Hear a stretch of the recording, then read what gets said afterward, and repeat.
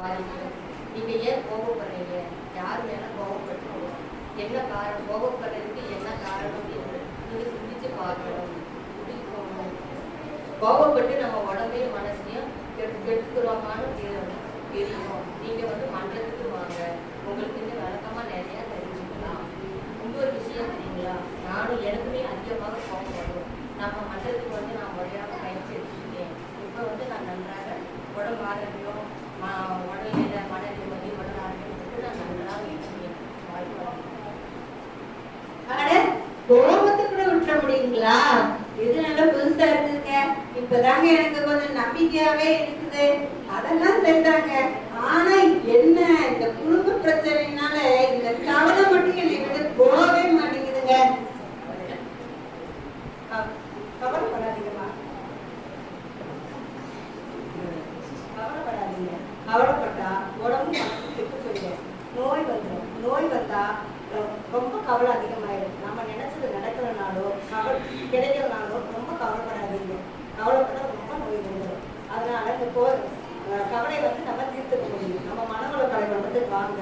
இதை முறையா பயிற்சி எடுத்து இந்த கவலையை தீர்த்து சந்தோஷமா மாற்றலாம். நீங்க சொல்றதெல்லாம் பார்த்தா ரொம்ப புதுசா இருக்குதுங்க. இதுல தெரிஞ்சுக்கவும் புரிஞ்சுக்கவும் நிறைய விஷயம் இருக்கும் போல இருக்குது.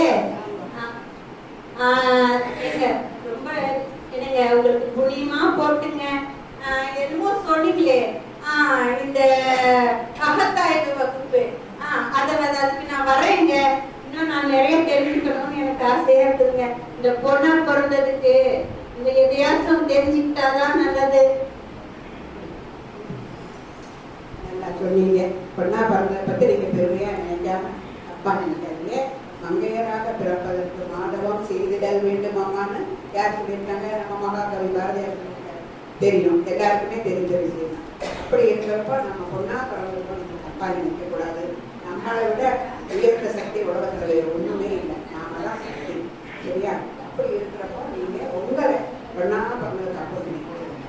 ஏன்னா நீங்க நினைச்சா எதையுமே சாதிக்க முடியும். பெண் சக்தி தான் உயர்ந்து. அப்படி இருக்கிறப்போ நீங்க உண்மையிலேயே நீங்க எந்த ஒரு விஷயம்னாலும் சரி, நம்ம மகாகவி நம்ம மகிழ்ச்சியே சொல்லியிருக்காரு. என்ன சொல்லியிருக்காரு தெரியுமா?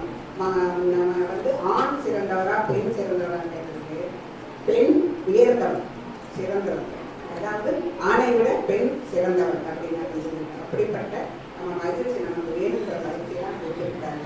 நீங்க முன்னத்துக்கு வாங்க, வந்து